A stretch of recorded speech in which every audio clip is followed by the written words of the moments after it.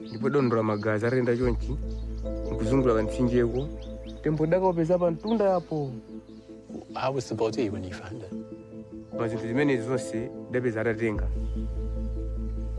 Gosh. My name is Oscar Duke, and I'm albino. In parts of East Africa, being born with my condition can be a death sentence. People with albinism are regularly attacked, abducted, and murdered. Kule vijijini na mikono wakatoa likabaki chidimwili.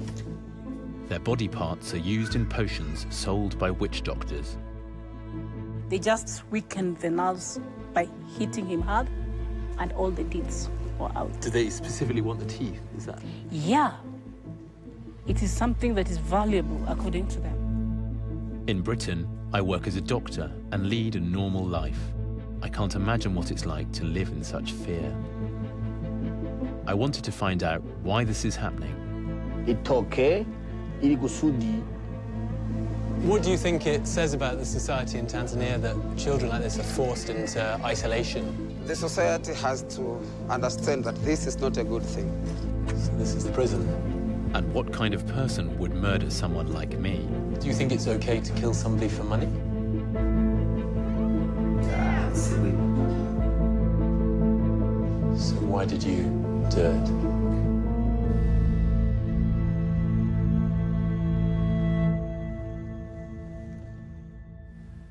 Although they're pretty wonky, these are the same ones I've had since I was 13, and I've never once broken my glasses, which I think is amazing.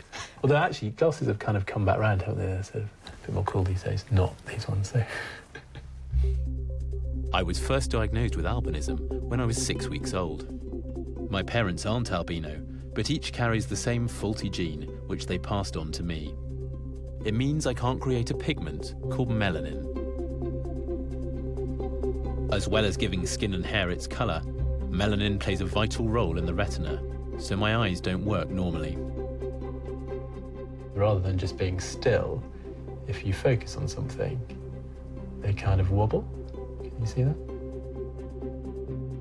I've always considered albinism a disability and spent most of my life trying to ignore it. I even kept it a secret from my wife Ray when we first started dating. Right, packing time. If I just put everything out kind of as I've got it, because otherwise I'm going to have no idea what I've got. I definitely had an issue about having albinism, and I didn't want it to get in the way of our relationship. I think that was the real truth. And I guess for you, your albinism had never got in the way of anything in your life before. So you did whatever you wanted at school, you went to university to be a doctor, you'd become a doctor at that point. And I do remember telling you I remember exactly. there were definitely tears from me. Yeah, you cried. Yeah, I did cry. And actually, then you telling me was a huge relief, because I thought it was going to be something far worse. Yeah. But, I don't know, you had some horrible past, or, I don't know, you'd been married to some other, or like, I don't know. And didn't it work out well? For now. Yes. 2 years in. Now Ray and I are thinking about having children. I've spent a lot of time looking into my condition. For me, I've accepted that I have albinism, and I've learned to live my life with it and been able to do the things that I want to do. And then I've heard that there are people in other parts of the world, particularly East Africa, where that is just not an option for them. Waterproof? The raincoat, because we are approaching the rainy season.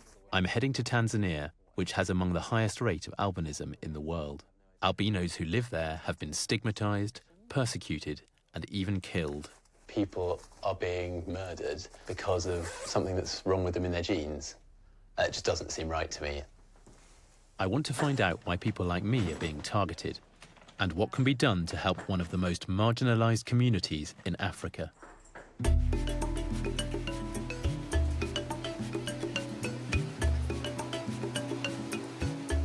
Tanzania is home to around 16,000 people with albinism. Almost half are children. When the violence against them first hit the headlines 10 years ago, it prompted the Tanzanian government to offer help.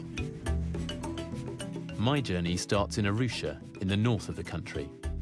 at a school where the state sponsors kids with albinism.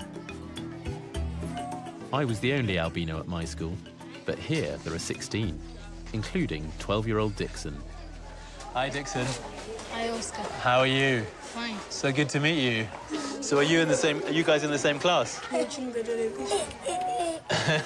It's really white, isn't it? Why do you think that?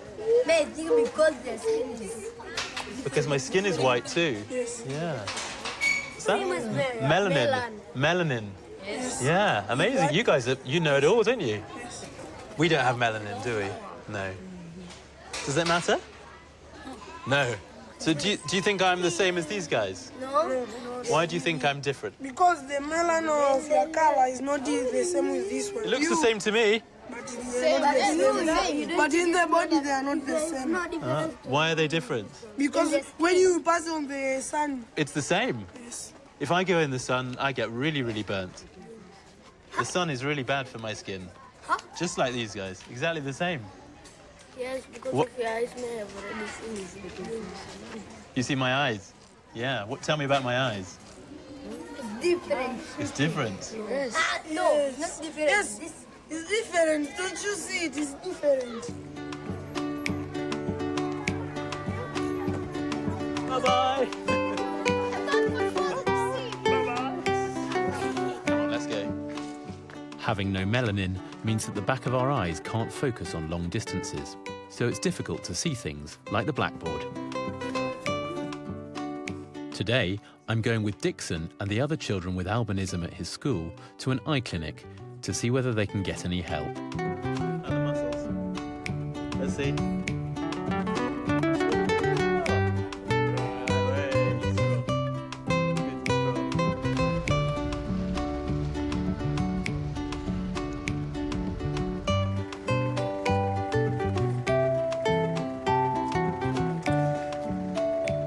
Let's go over this way. All good? Tanzania has no NHS, so these children must rely on NGOs for their eye care. So here we are. Although the government has provided the venue. What's your name? Dixon. Dixon. Dixon. Gotta be loud, strong. Have your card and then join the queue. Should we get in the queue? Thanks. You all right? You okay? This is hard to see, isn't it? I hate it because it's embarrassing when I do things like that. Do you feel embarrassed too? Yes. Yeah.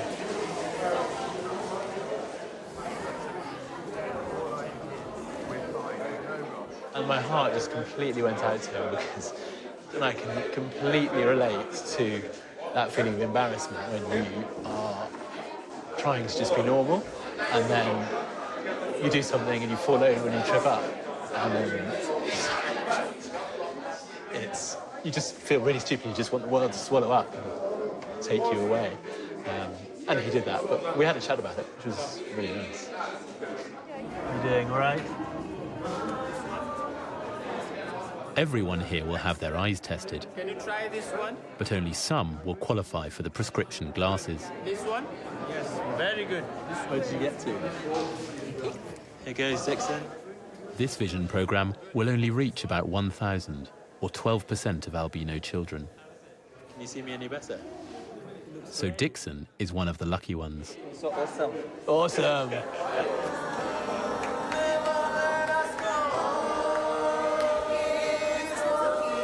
I've never seen so many albino people in one place.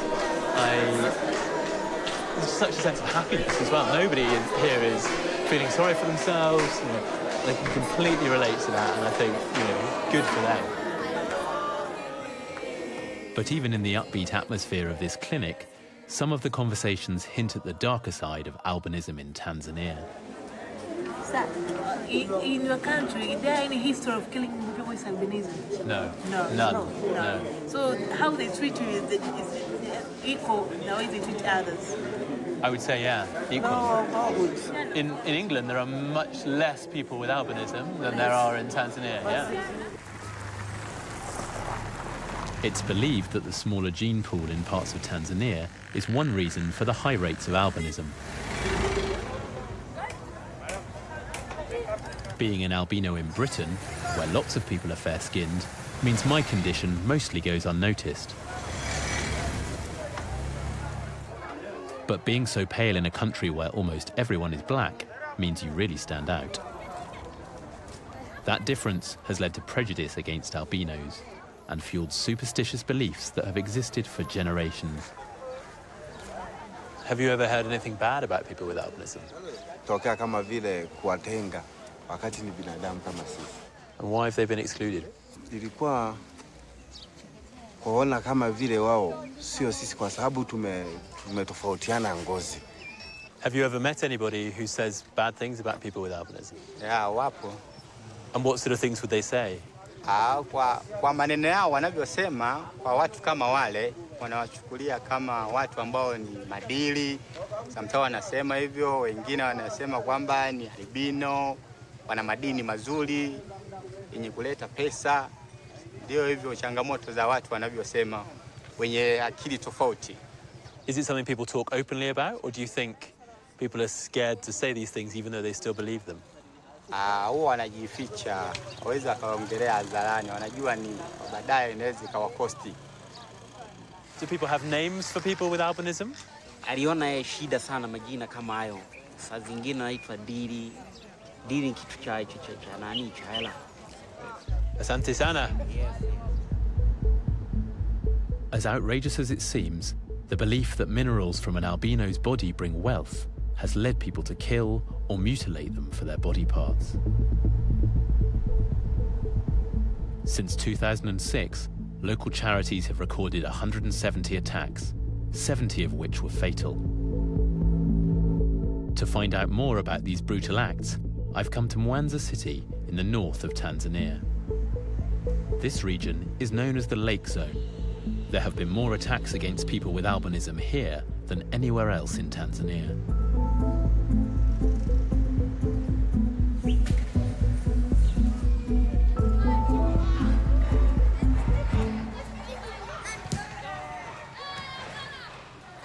I mean, of course, people are hurt in wars and in accidents, but you don't very often meet people who've been actually attacked just because of a genetic condition, especially not one that you have yourself. Children are particularly vulnerable, and I'm on my way to meet 15-year-old Festo, who was attacked at the age of 7. Hi, are you Festo? Thank. When you're in your classes, Yes. do you always sit at the front? Yes. This is your desk? Yes. Yeah. So that you can see the board? Yes. I used to do exactly the same in my classes. Madam Molly is Festo's teacher and guardian.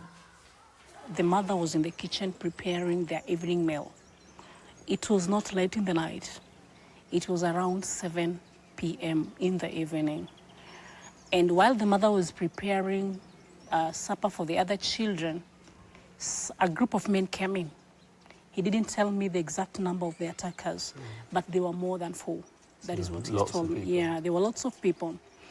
He just saw people coming in with machetes, and before he could have a second look at them, they had already cut one of his arm, the fingers, the teeth. And it must be so kind of sharp and aggressive to use a knife to chop off an arm. Is not. This is now a panga. This is now a panga, not a knife. So the blunt part that is not sharpened, they just weakened the nerves by hitting him hard, and all the teeth were out. In fact, he was cut part of the lower part of the mouth. And do they specifically want the teeth? Is that? Yeah. It is something that is valuable, according to them. After the attack, Festo spent 4 months in hospital. What do people think about people with albinism in Tanzania? They think it's the body parts will get money. They think they'll get money? Yes. That's crazy. Yes. And why do they think that? Because if they go to the witchcraft. So the witch doctors tell the people to go and attack people with albinism. Yes. Madame Molly has made sure that Festo can lead as normal a life as possible. Surgeons attached one of his toes to his remaining hand so he could still use it.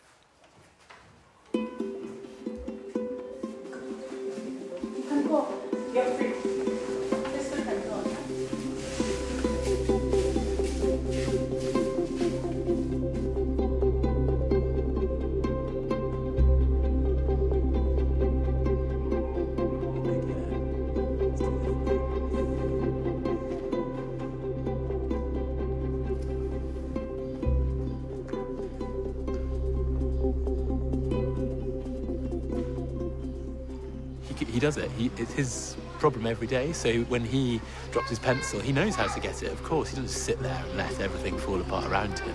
He has his mechanism for holding the pencils and wiping his brow, and that is how it is for him, and he's just battling on regardless.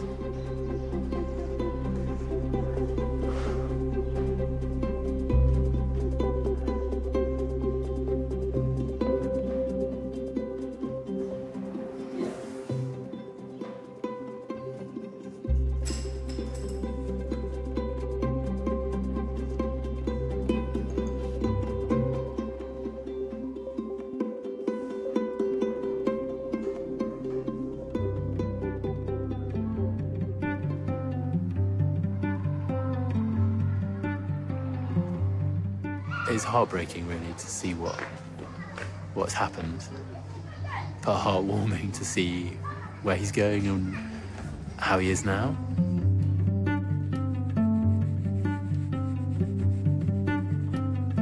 Wow. Yeah, that is amazing. You know, there's clearly evil at work, which is so entrenched in beliefs that they think it's okay to do that. But when you see him, you see the future. Just by being how he is already, he's such a powerful advocate for coming through horror and getting out the other side. And it doesn't matter whether that's albinism or anything. I mean, you know, he's a kid, isn't he? And he's got basically no hands, no vision, really pale skin, and he lives in Africa. And thank God he's at a really nice school with really nice teachers and friends around him. Congratulations. That is great, Festo. Tomorrow you'll drink another soda and biscuits. So you always get that from me for good work done. The other guys were saying that Festo's the best at school art in the whole school. In drawing? Yeah. The best. Really? Thank you. Yeah? Yes. It's hard to understand how anyone could cut the limbs off children like Festo. But it seems that witch doctors are behind the attacks. Paulina Alex runs a charity which supports albino families affected by violence. She's taking me on a walk through town to explain how the trade in body parts works. But our priority is people with albinism. Okay. Yeah. Actually, in Tanzania, there are so many things which are taking place, including the wrong belief that if you have a body part of persons with albinism and you mix with some medicine, you will become rich. Right. And who spreads those beliefs? Actually, witchcraft are the ones who are spreading this wrong belief.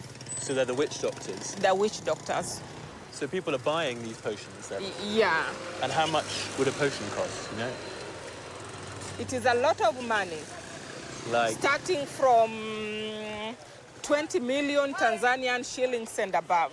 So how many dollars is that? It's like 10,000 USD and above. Yeah. So it's a lot of money. So it's like £6,000 or £7,000. Exactly. For like a little bit of potion. Sure.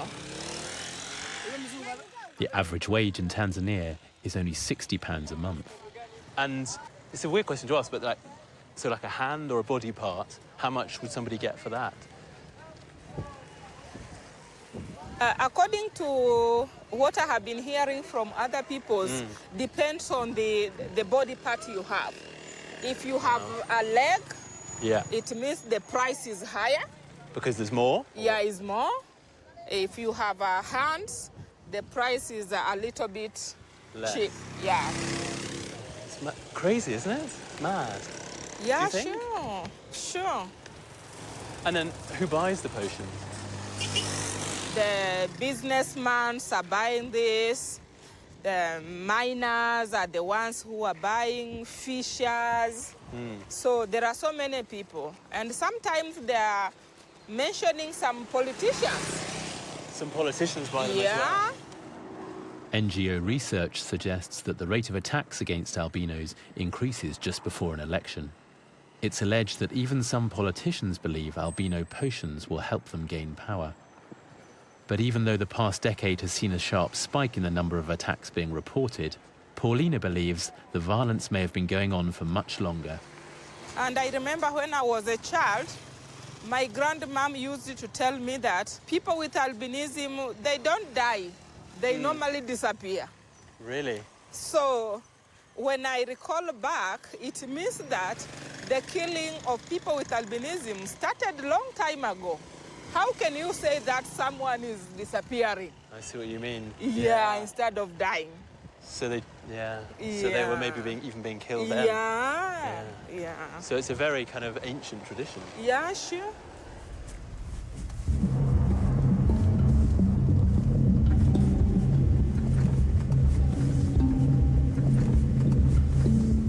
It's estimated that 60% of Tanzanians believe in witchcraft. The use of so-called traditional healers has been part of the culture for generations. As a doctor, it's hard to understand how these beliefs could still play such a powerful role in society, especially when they lead to murder. But a prominent local healer has agreed to explain more, if I can find him. Definitely feels like the traditional healer is kind of hidden away around the back of the village.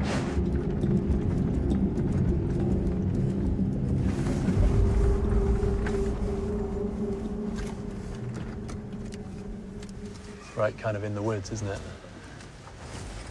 I guess there's lots of herbs around.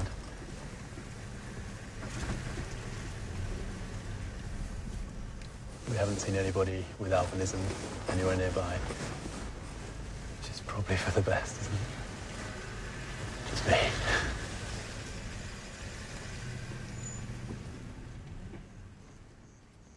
Karibu. Mambo.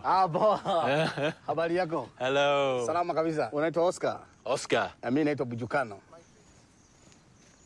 And how do you know all about the different herbs? How do you learn that? Mimi kujifunza dawa nilikuwa naletewa kwenye njozi. Hiyo ni mti fulani utatibu hivi, ndio maana ya kuitwa wewe mganga wa tiba asili. But how do you learn? How do you learn in school, or how do you know the science? Hii sayansi sio ya kwenda shule. Hii ni sayansi kama nilivyosema. Wow. So if I became a traditional healer, I could have saved a lot of time at university. Kupenda kuwa mganga wa tiba asili huwezi kwa kitu kimoja. Kwani huna ile njozi ya kuziota zile dawa. Maana yake huwezi ukawa mganga wa tiba asili. Kwa sasa ninapoenda kumuonyesha sasa, namuonyesha nyumba zangu ambazo ndio nafanyia kazi.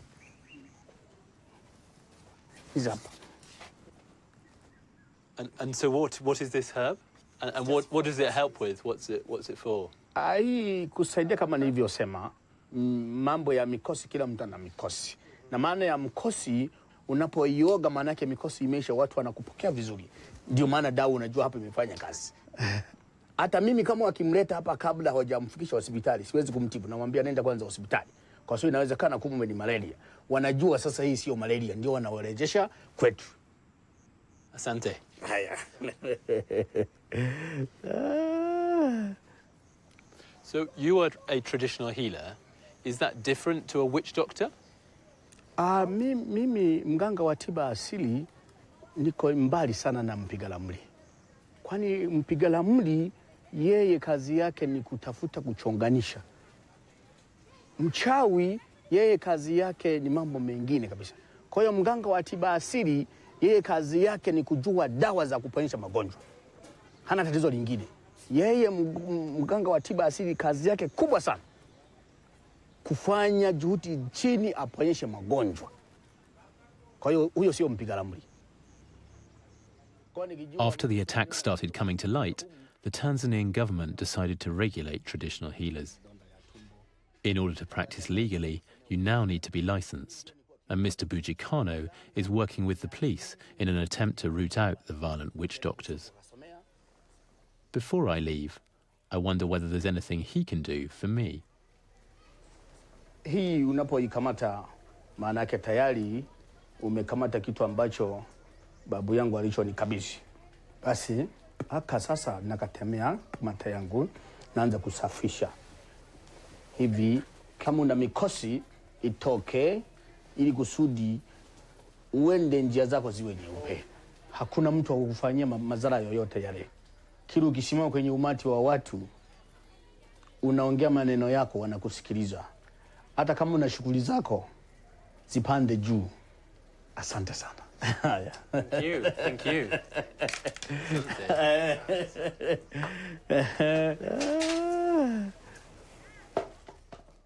It's, for me, not something that I would be paying any money for, or bringing a gift, as he likes to call it.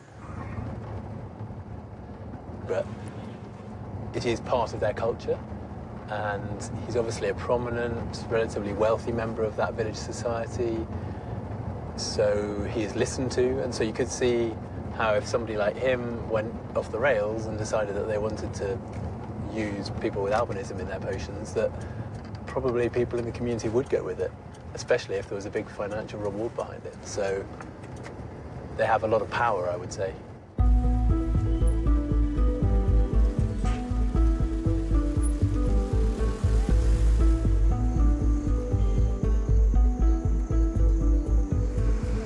As well as cracking down on witch doctors, the Tanzanian government has tried to safeguard children with albinism by offering those in high-risk areas somewhere else to live.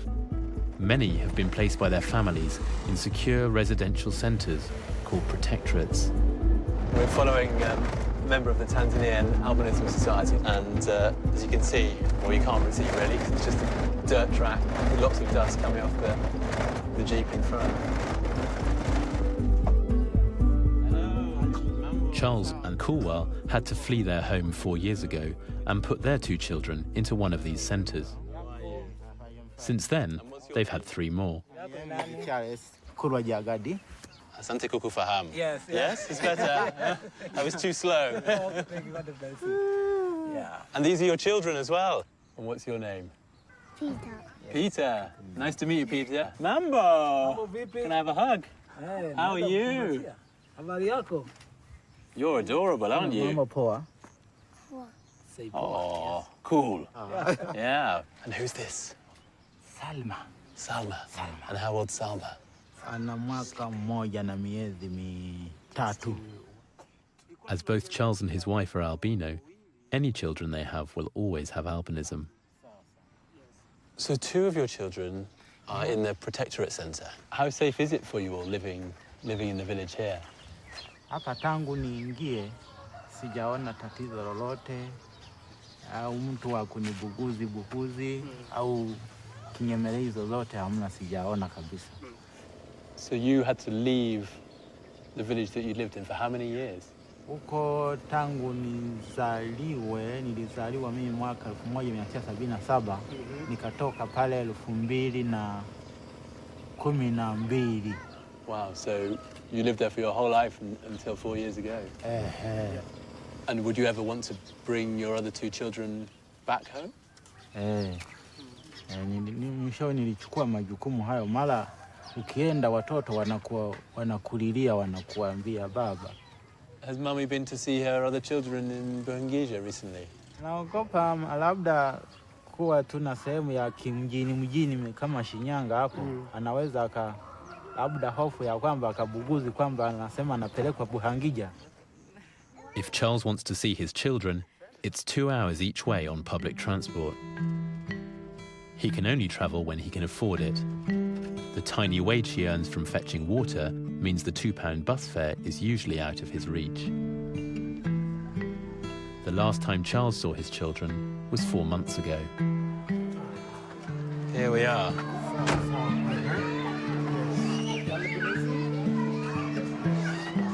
There are 9 protectorate centres like this across Tanzania.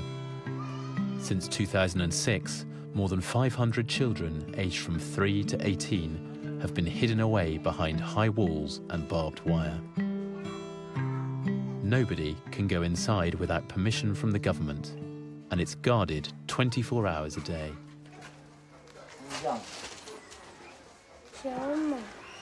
Hi, Shoma. How old are you, Shoma? I'm 10 years old. And who's this, Shoma? Is this your teacher? Yeah. And how many of the children with albinism who live here are able to go home? Most of them remain here Why is that? because they are being afraid. Very minority parents come to teach their children. So Charles is unusual in that respect, then? He is good. That is great. Yeah. So this is your son, Charles? Yeah. This one. So he's been here since the age of 4? Not 4, 3 years. Since the age of 3? Yeah. Okay. And how do Charles's children cope when they see him and then he goes? They feel it's so unfair. They don't like it? Everyone wants to stay with her parents, yeah? Yeah, of course. Yes. Could you imagine ever leaving your children like these parents have? Oh, I can't leave my children.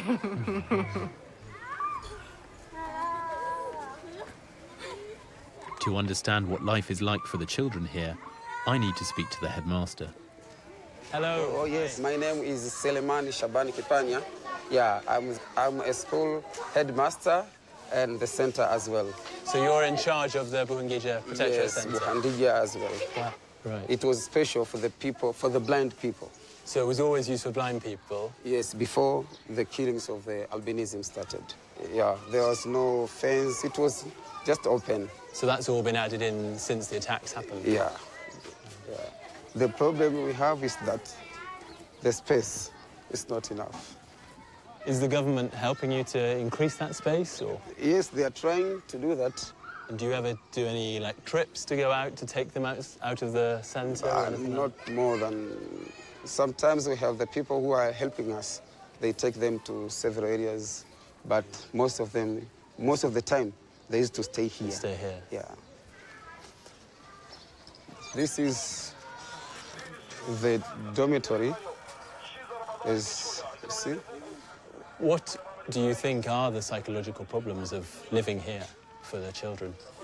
You see, living here, from the morning, you are here doing nothing, especially for those who are not studying, you see. They wake up in the morning, they stay here. You see, they are not allowed to go outside. You see, no places for sports and games, as you can see. So they are there. So it's not good. What do you think it says about the society in Tanzania that children like this are forced into isolation? I think the society has to understand that this is not a good thing. That's the first thing, that this is not a good thing to isolate, to segregate some people because of their skin color. Yeah. You see, that's not good. Yeah. Do you think there's any progress towards that? Yes. For almost a year now, we have not received any new entrant coming to this. Oh, really? Yes, So nobody for knew almost at all? a year now. Okay. Yeah, no new entrant. So do you think there'll be a day where protectorate camps like Buhungija Yes. are closed down? I think, I'm hoping so. We used to receive them every day, but now... It's settling down. Yes. Well, that's really good to hear. Thank you so much for talking to me. It sort of makes you think about having albinism and bringing that forward and having children. And one of the things I'd been really worried about is having a child with albinism and not wanting that.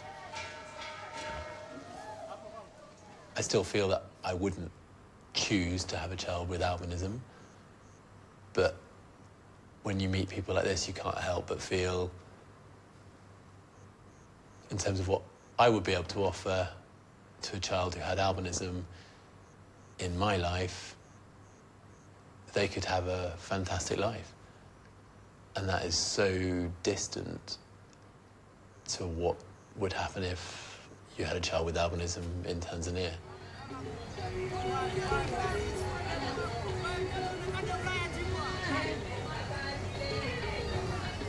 It's awful to see small children separated from their families and kept locked behind high walls to stop them from being murdered.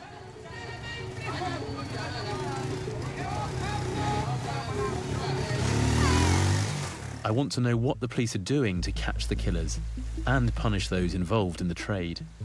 I haven't really met anybody who is in charge or responsible for the crimes that are happening to people with albinism. It makes me feel really angry.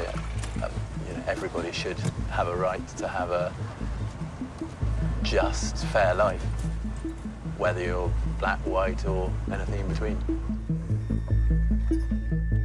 After some last-minute negotiation, the acting commander of the police service in Mwanza has agreed to meet me.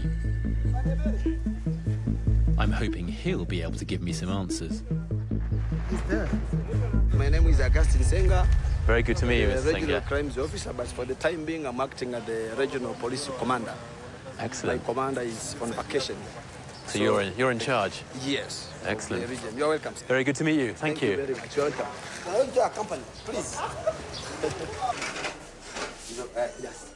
You're welcome. And what are the challenges for you as police commander in fighting these sorts of crimes? These particular crimes are done secretly, completely secretly. Sometimes we find the members of the family. So you find and investigate a case of which the members of the victim are involved, it becomes very, very difficult. But so the family members are conspirators in the cases? Of course, geographical locations of our area, this region is huge. Sometimes to reach every area where these people of albinism are, it's a problem. And sometimes they're hiding them in their areas locally, so you find it difficult for us to identify those areas. We find someone has been killed. We see this as a crime, serious crime. I have one case of 2008. Person has been sentenced to death. He's waiting his punishment. And so in Tanzania, you still have the death penalty, is that right? Yeah, right. And that would be for murder, would that, the person who's been sentenced to death? Yes, is that... murder, yeah. Since 2013, we have never had... How many witch doctors have you prosecuted? So far, I cannot have the exact number. Do you know roughly? Or? I remember 2 or 3, because I was here for last year. 2 or 3 in Mwanza. Has anybody in the whole of Tanzania ever been arrested for buying the potion itself? I'm not really sure to speak of. In Mwanza? In Mwanza too, I have never experienced that since I came here. But there's somebody at the top who's able to afford to buy these potions for thousands of dollars, people have told me. What should I say? It's in most cases, those they say who are buying those ones, it's very, very difficult. As I said, it's something done in a very secret way. So it sounds like you had a very big problem and the attacks have now reduced, so things are getting better, but you still think it is still an ongoing problem. Because there's still some signs of people having this local belief, but education has helped us much, so we are still working on it to make sure that to eliminate it completely. Thank you. Asante sana.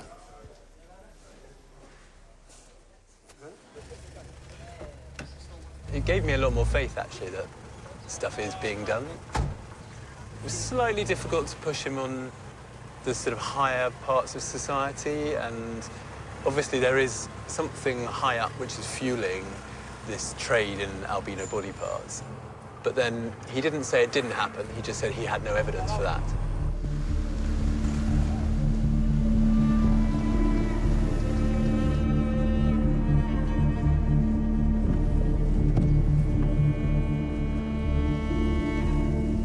The Tanzanian government has taken steps to try and tackle the violence against people with albinism. And though there's more to be done, there hasn't been a murder reported for over a year.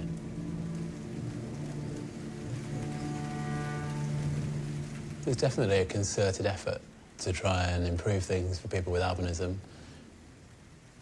They still feel, to me, like a very repressed part of society. I don't think you get many people with albinism saying they feel completely safe in Tanzania.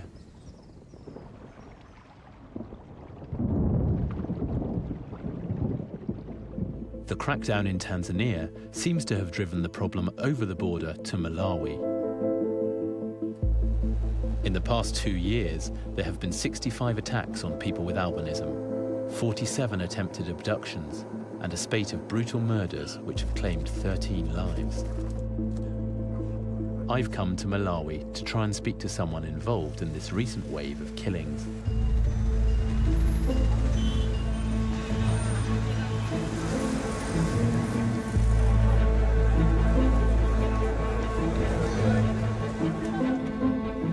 My guide here is Overstone, president of the Malawian Albino Association. Hello. Hello, welcome. I'm Oscar. Hi. Fine, I'm Overstone. Overstone. Very good to meet you. Yes. Do you know why suddenly there was this spate of attacks? There are some kind of thoughts, maybe from our neighboring countries. They have made their laws very strict. For the witch doctors, they have escaped from Tanzania, they are in Malawi, they are doing the trade. So they've been kind of pushed out of other countries? Yeah, that's what we thought. And then the problem's now reared its head here? Yeah, migrated to our country here, Malawi. Overstone is taking me to a remote village in a rural region called Ncheo, 2 hours outside the capital.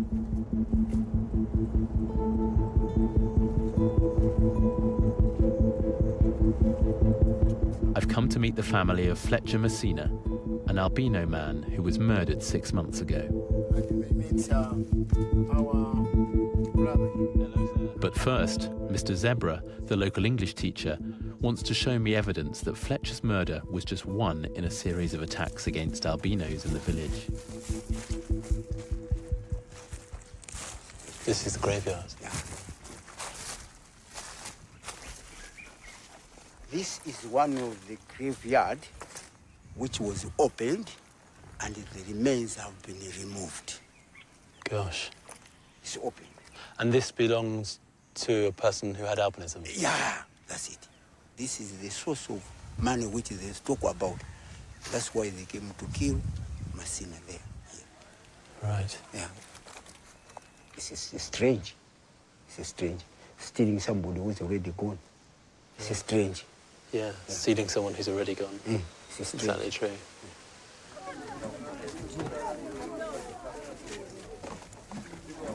The targeting of people with albinism has shocked the whole community. While I was looking at the open grave, everybody's come out to see what's going on. What are they saying to you, Overstone? They are saying that they are not happy with the killing of persons with albinism in the area, especially the killing of Fletcher Messina is a very big concern to them.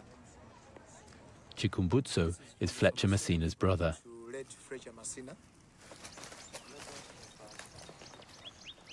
Tili kudimba la Messina limene lili a Fletcher Messina imene anaphedwera ndipo anaphedwera malo anowa atakatayima pano. Mtsinje wake ndi Lintumbule River. You must find it very hard to come here. Ifeyo timatikafika malo ano sitivana kuti mmala mtendere wa ifeyoyo. Timala amene amatiliza m'maganizo komanso ngakhale mzochita zathu sitifuna tifikapo malo ano ayi. Fo ndi mmala amene ali achipongwe kwambiri mu mbiri yathu. Sure. And what would Fletcher have been doing here? Ndipo angobwera chacho mchino yowa kuntchito mmene amagwira Blantyre koma atangofika tidona kuti munthu ali ndi chidwi ndipo malo anambosintha ngati mmene mukuoneramo. It's certainly a really, really beautiful spot, but it's a long way from anything, isn't it? We've walked a long way. It's very isolated. Yeah, malowa ndi abwino ndithu malingana ndi mmene adabadwira kufika napo kula anazowa kuti ndi kumunda kwathu. Andiwo ndifika kapeza kuti ali kumalo koopsa koma anakuzolowera. And how would people have known he was here? Because it seems like an unusual place to find somebody. Ambili anali anzawo amene ankaenda nawo ala chinyamara. Komanso ena anali abwezi ngati akubanja kumacheza nawo ngati azibwezeni eno dalilika osakayikiraso. And who was it who discovered Fletcher when he was killed here? Tinadzangopeza magazi, ndipo dondola magazi atenda chonchi, nkuzungula kantsinjeko.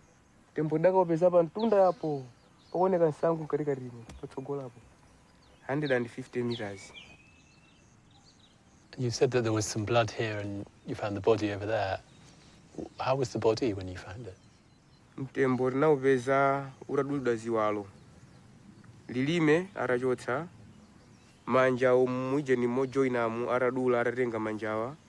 Komanso private parts arachotsa, umuso kudula majoini mose umu aratenga zonse. Komanso mtima, chiwindi, mapapo, ndi chifu.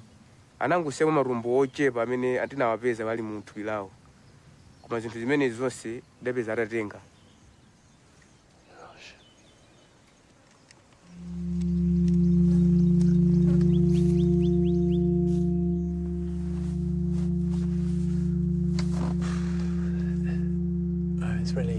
I think it's hard to put into words.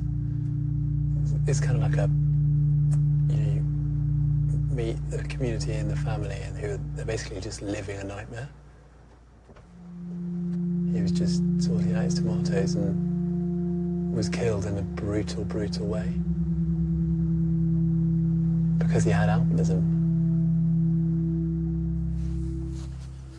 You know, if someone tells you, oh, don't step on the lines in the pavement because it's bad luck, or if you break a mirror then it's 7 years back, like those sort of superstitious beliefs, you sort of have like a little bit of your mind which maybe thinks, or maybe that is true, maybe I shouldn't step on the cracks in the pavement. But you'd never believe in something like that enough to allow it to let you kill somebody. But obviously I don't have any superstitious beliefs which are as strong as the people here.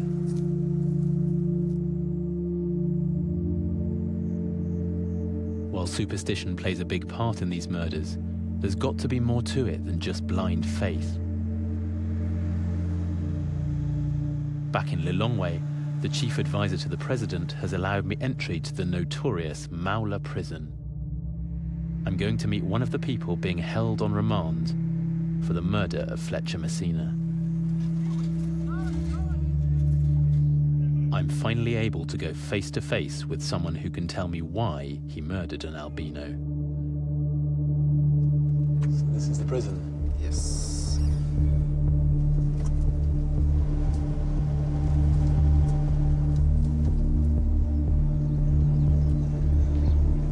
It doesn't look much like a prison, but this is the administrative quarters. We're meeting in the deputy chief of the prison's office because they're not keen for us to see conditions inside the prison, so we can't go into the cells or anything like that.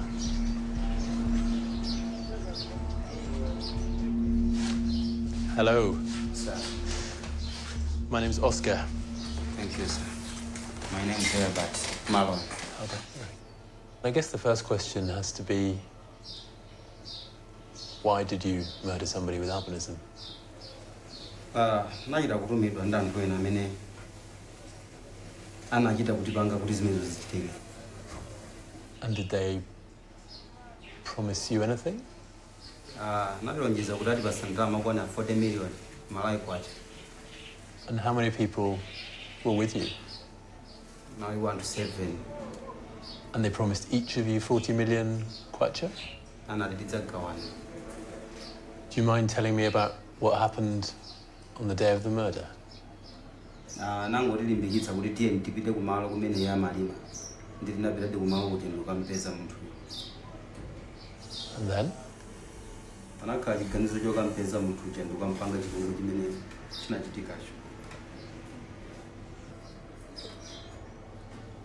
I met with Fletcher's brother in the garden where the murder happened, and he explained to me that Fletcher had had different bits of his body cut off. Did you see that? Yeah, naziona.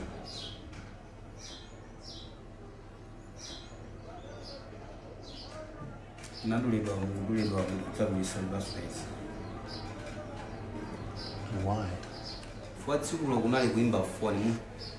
Ndi akamaimba na foni amawuzonera kuti mutengeza kuti ndizakuti ndizimene zofunika zinazo zilibe ntchito. Ndi zimenezo ndizimeneno amalumikizana kuti zichitike. Do you think it's okay to kill somebody for money? Yeah, sibwino. So why did you do it?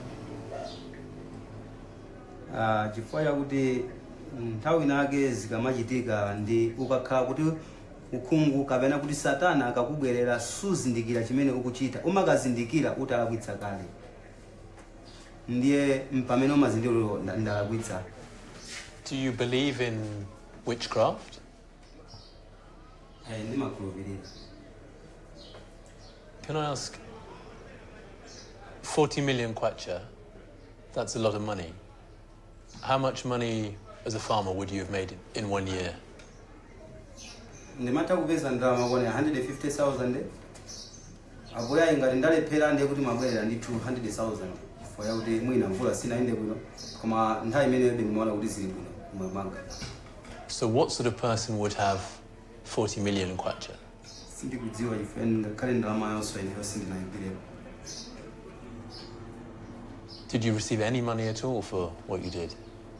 Sinandiyepo ndama ina iliyonse. Mwina ndingokupatsana example kuti muzikhulupirira fwa ndanenala sindikufuna kuonjezera kapena kuyotsera.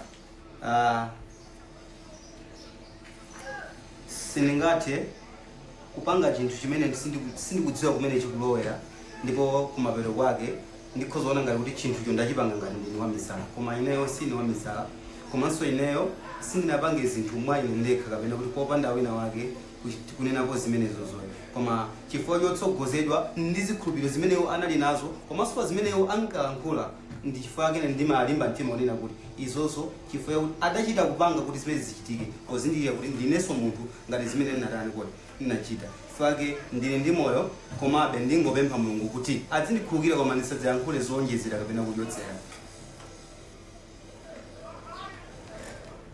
Do you know how long you're likely to be in prison for? Sindikudziwa.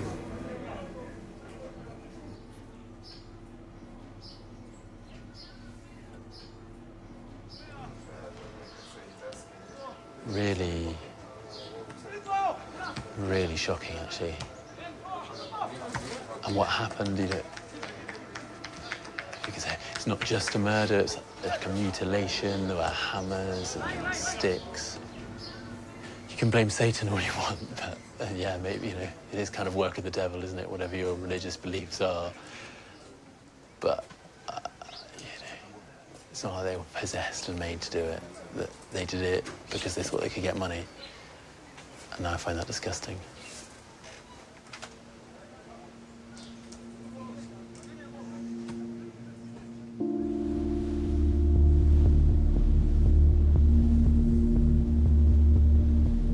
Money seems to be the driving force behind this horrific trade in human body parts.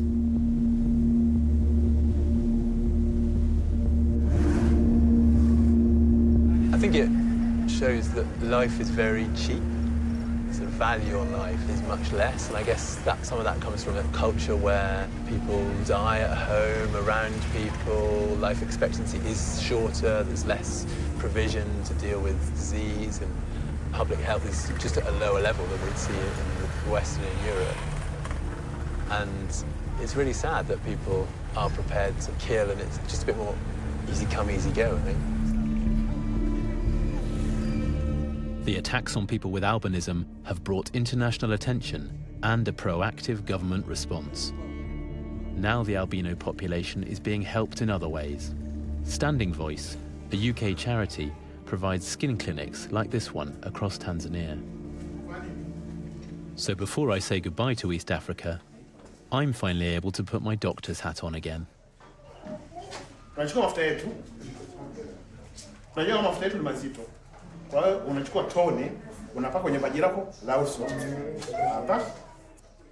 People with albinism have no natural protection from the sun, so skin cancer is rife, and only 2% currently live beyond the age of 40. Do you have any pain in your skin? It's painful. Here, the dermatologists offer free consultations and use cryotherapy to freeze off any suspicious growths.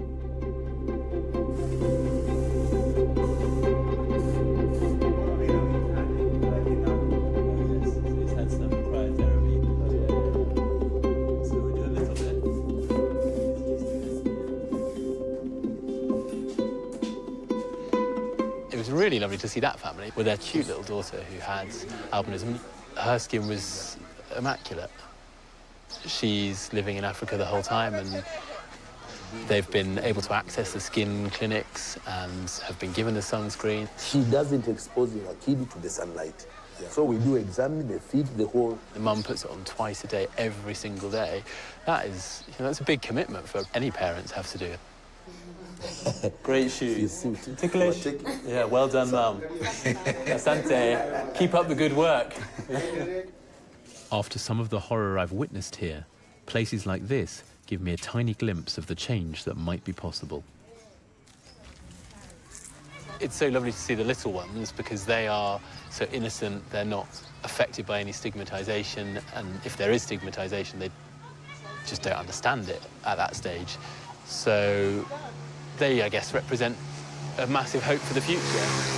And hopefully, by the time those little children are adults, East Africa would have adapted to enable them to go hand in hand and be equivalent citizens to anybody else in the country, whether they have black skin or white skin.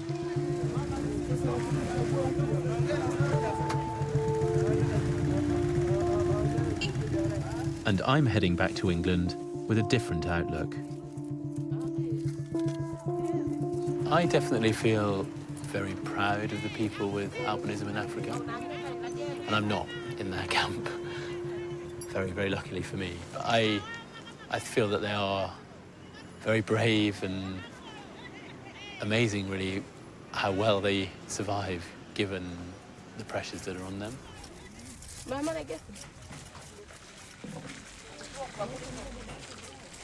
And I think that probably helps me to feel a little bit prouder about having albinism myself.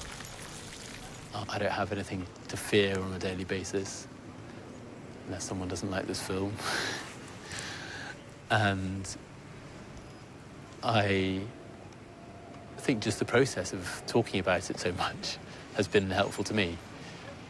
So maybe that's a bit selfish, but I think perhaps by trying to help some of the people here in Africa, I've helped myself a little bit too. Just to feel a little bit more confident to stand up and say yes, and so what?